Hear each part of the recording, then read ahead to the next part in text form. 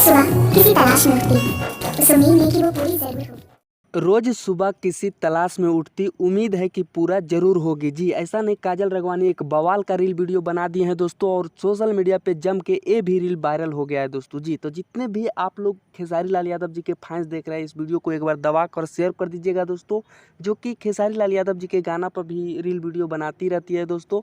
और ये भी रील बहुत कमाल के बनाए हैं दोस्तों, बहुत खूबसूरत रील बनाए हैं और बहुत अच्छा लग रहा है दोस्तों। आप लोग के कैसा लग रहा है, आप लोग कमेंट में एक बार जरूर लिख दीजिएगा।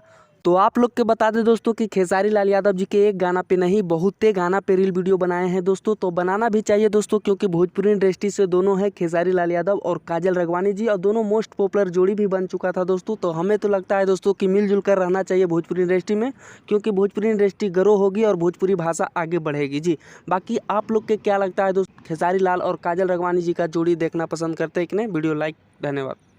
रोज सुबह किसी तलाश में उठती, उस उम्मीद में कि वो पूरी जरूर होगी।